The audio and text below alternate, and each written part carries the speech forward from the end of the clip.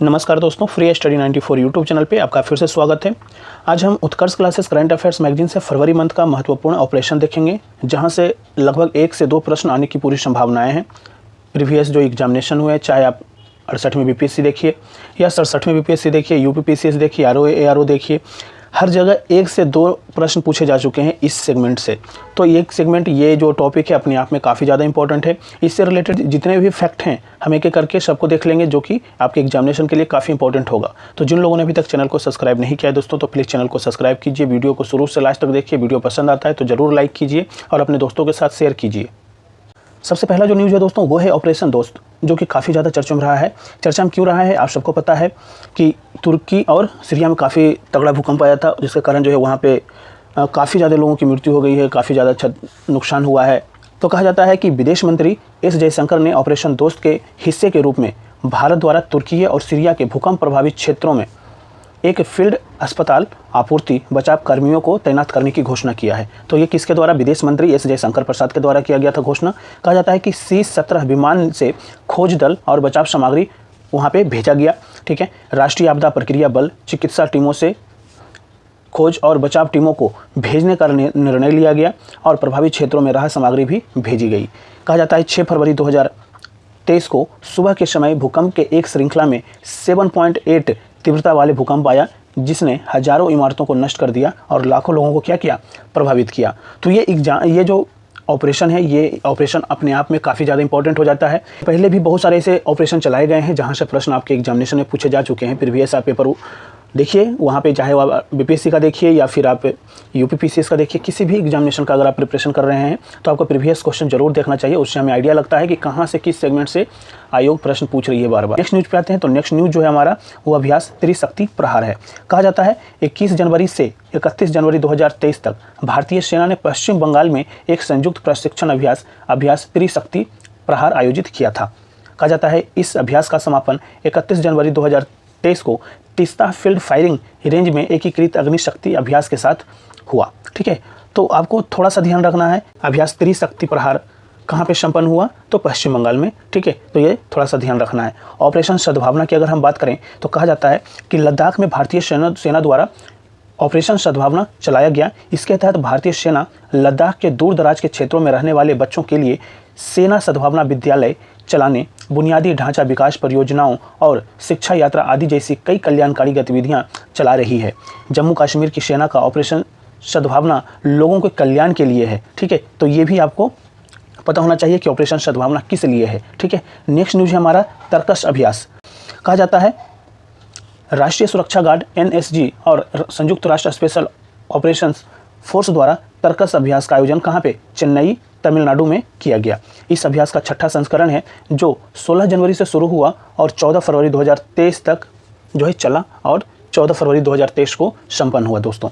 ठीक है, कहा जाता है इस अभ्यास में पहली बार भारत अमेरिका द्वारा रासायनिक, जैविक, रेडियोलॉजिकल एवं नाभिकीय हमलों के प्रति प्रतिक्रिया को शामिल किया गया है। तो ये अभ्यास तर्कश अपने आप में इंपॉर्टेंट हो जाता है। नेक्स्ट न्यूज़ पे हम चलें तो नेक्स्ट न्यूज़ कहा जा रहा है धर्म गार्जियन अभ्यास।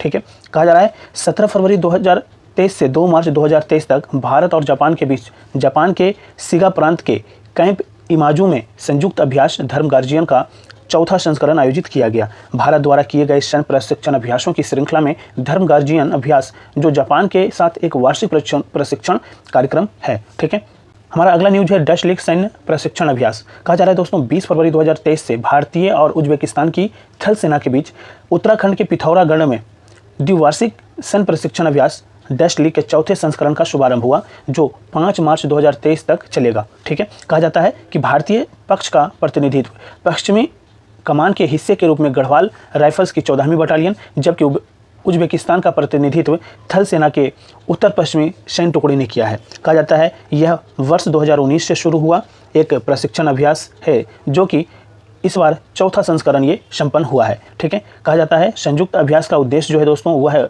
उप परंपरागत परिदृश्य में विभिन्न अभियानों के जरिए सैन्य क्षमता को क्या करना है? बढ़ाना है। ठीक है, तो ये आपको ध्यान रहना चाहिए। डच लीग किन 2 देशों के बीच संपन्न होने वाली सैन्य अभ्यास है? तो भारत और उज्बेकिस्तान। नेक्स्ट न्यूज़ पे हम चलते हैं। कहा जाता है अंतर्राष्ट्रीय रक्षा प्रदर्शनी व नौसेना रक्षा प्रदर्शनी। ठीक है, कहा जाता है कि 20 फरवरी 2023 को भारतीय नौसेना पोत सुमेधा NAV DEX 2023 नौसेना रक्षा प्रदर्शनी और IDEX 23 अंतर्राष्ट्रीय रक्षा प्रदर्शनी में भाग लेने के लिए अबू धाबी संयुक्त अरब अमीरात पहुंचा, जो 20 से 24 फरवरी 2023 तक आयोजित की गई।